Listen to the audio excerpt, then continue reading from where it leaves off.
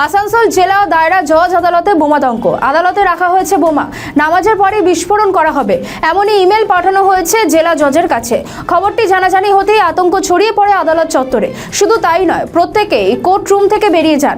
খবর পেয়ে ঘটনাস্থলে পৌঁছয় পুলিশ। আসানসোল আদালতে বম্ব স্কোয়াড ও ডগ স্কোয়াড নিয়ে তল্লাশি চালায় পুলিশ।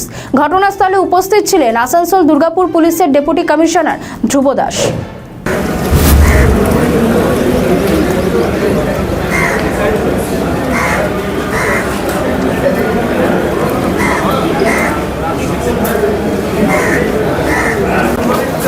গতকাল তো একটা আতঙ্কের পরিবেশ তৈরি হয়েছিল, মেল এসেছিল, বোমাতঙ্কের ঘটনা ঘটেছিল।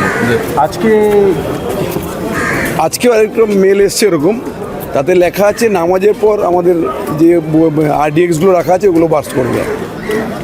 এটা কখন এসছে? একদম ফার্স্ট আওয়ারে এসছে। ওতে কি স্পেসিফিক লেখা আছে টাইম ডেট দিয়ে দেবে? হ্যাঁ, টাইম ডেট ফেট লেখা আছে, কন্টেন্ট লেখা, উপরে হেডিংটা লেখা আছে বাংলাতে, কন্টেন্ট ইংরেজিতে লেখা আছে। কি হেডিংটা লেখা আছে? কি লেখা আছে? লেখা আছে যে নামাজের পর আরডিএক্সগুলো বাস্ট এক্সপ্লোসিভ হবে। তাহলে কি আবার কি বম্ব স্কোয়াডের বোমা স্কোয়াডকে খবর দেওয়া হয়েছে, ওনারা এসছেন, দেখছেন, সব ডগ স্কোয়াড এসছে।